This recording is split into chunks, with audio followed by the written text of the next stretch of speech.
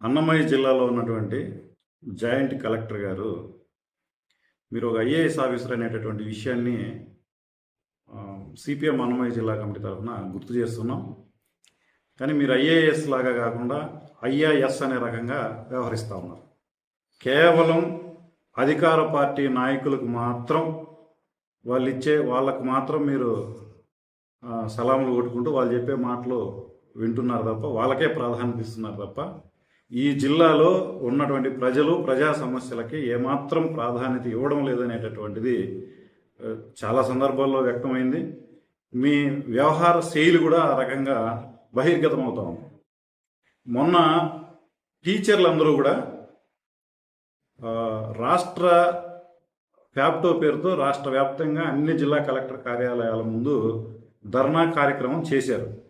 ఆ సందర్భంగా అన్నమయ్య జిల్లా కలెక్టర్ గారికి రిప్రజెంటేషన్ ఇద్దామని వాళ్ళందరూ కలెక్టర్ ఆఫీస్కి వస్తే జేసీగా మీరున్నారు. ఒక ఐఏఎస్ ఆఫీసర్కి కలెక్టర్ గారు లేకపోయినా కలెక్టర్కి తర్వాత కలెక్టర్ కదా అని చెప్పి మీకు రిప్రజెంటేషన్ ఇద్దామని అంటే రాజ్యాంగాన్ని తోలనాడే విధంగా మీరు వ్యవహరించారు.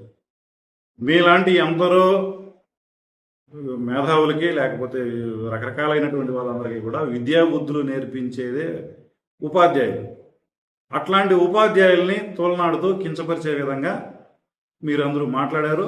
ఆ అందరి సమక్షంలో చాలా భయభ్రాంతులకు గురి చేసే విధంగా మీరేదో అధికారం ఉందని అధికార దర్పాన్ని ప్రదర్శిస్తూ ఉపాధ్యాయులను సైతం భయభ్రాంతులకు గురి చేసే విధంగా వ్యవహరించారు. ఈరోజు గ్రీవెన్స్ డే. ప్రజలు ఎవరైనా సరే వచ్చి మీకు మా సమస్యలు పరిష్కారం కాలేదు కింది స్థాయిలో, వాటిని పరిష్కరించండి అని చెప్పి చెప్పుకునే వెసులుబాటు ప్రభుత్వం కల్పించింది. కానీ దాంట్లో చాలామంది ఏం చేస్తారంటే మేము చెప్పలేము, మాకు తోడు రండి, మాకు ఎవరన్నా సహాయం తీసుకునేదానికి కూడా అవకాశం ఉంది. కానీ మీరేంటి, మీరు రావద్దు, వాళ్ళు రావద్దు, వీళ్ళు రావద్దు అని చెప్పి బెదిరింపులకు పాల్పడడం, వచ్చిన వాళ్ళని తరిమేసే పద్ధతుల్లో అడమ సెక్యూరిటీ వాళ్ళను తరిమేసేటటువంటి పద్ధతుల్లో వ్యవహరించారు. ఇదేనా మీకు రాజ్యాంగం నేర్పించిందని చెప్పి మేము ప్రశ్నిస్తా ఉన్నాం. ఒక అంగన్వాడీ కార్యకర్త తమ సమస్యలు పరిష్కారం చేసుకోలేక కింది స్థాయిలో పరిష్కారం కాక సిఐటియు నాయకుల్ని తోడుగా తీసుకొని వస్తే మీరు యూనియన్ నాయకులకి ఏం పని ఉందని చెప్పి తరిమేస్తారా? మీరు పరిష్కారం చేస్తే, మీ పరిపాలన చట్టాన్ని, రాజ్యాంగ హక్కుల్ని మీరు బాగా అమలు చేస్తే యూనియన్ల అవసరమేముంటుంది? నేను ఈరోజు ఈ జేసీ గారిని అడుగుతున్నాము, మీకు చిత్తశుద్ధి ఉంటే క్షేత్రస్థాయిలో ఉన్నటువంటి సమస్యలు పరిష్కరించండి, పరిష్కారానికి చొరవ చేయండి. ఊరికే పైన పేపర్లకు ప్రకటనలు ఇచ్చుకొని హడావిడి చేసుకుంటూ మేము అందరికీ అధికార పార్టీ నాయకులకు అడుగులకు మొడుగులు వస్తామనుకుంటే ప్రజలు సహించరు. మీరు ప్రజలకి బాధ్యతాయుతమైనటువంటి పదవిలో ఉన్నారు. ప్రజలు ఇచ్చేటటువంటి డబ్బులతో, వాళ్ళు కట్టేటటువంటి పన్నులతో జీతాన్ని తీసుకుంటున్నారు. వాళ్ళకి జవాబుదారీగా ఉండాలి. ఈరోజు 22A మీద మీరు చేస్తున్నటువంటి హడావిడి ఎంత ఉంది? ఎన్ని అర్జీలు వచ్చాయి మీ దగ్గరకి? వాటిని ఎన్నింటిని పరిష్కారం చేశారు? సమాధానం చెప్పగలుగుతారా? అదే రకంగా ఈరోజు 1Bలో RORలో సమస్యలు ఉన్నాయి, వాటిని పరిష్కరించండి అని చెప్పి నేరుగా మీకే చెప్తే కూడా కనీసం పట్టించుకునే పరిస్థితి లేదే. మీరు వీళ్ళందరూ నాయకుల దగ్గరికి పోక, సంఘాల దగ్గరికి పోక ఎక్కడికి పోవాలి?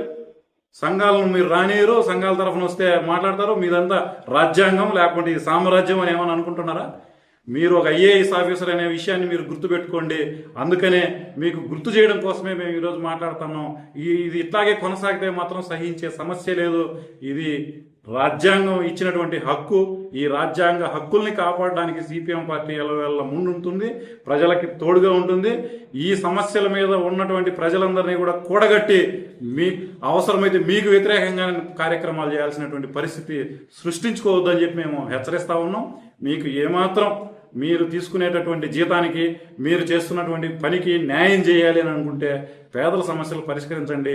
తమ కష్టాలను చెప్పుకునే వచ్చే వాళ్ళకు విలువ ఇవ్వండి.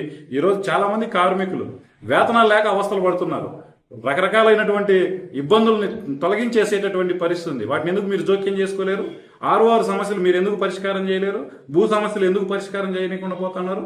కాబట్టి మీరు పరిష్కారం చేయకపోగా వాళ్ళకి ఆ సమస్యల కోసం పోరాడేదానికి సంఘాలు పెట్టుకున్నటువంటి వాళ్ళ మీద బెదిరింపులకు పాల్పడితే భయపడే సమస్య లేదు. కాబట్టి జేసీ గారు, మీరు ఐఏఎస్ ఆఫీసర్ లాగా వ్యవహరించాలని చెప్పి మరొకసారి మేము విజ్ఞప్తి చేస్తా ఉన్నాం. ప్రజల సమస్యలకి ప్రాధాన్యత ఇవ్వాలని చెప్పి కోరుతా ఉన్నాం. మీరు వ్యవహార శైలి కూడా మార్చుకోవాలని చెప్పి విజ్ఞప్తి చేస్తా ఉన్నాం.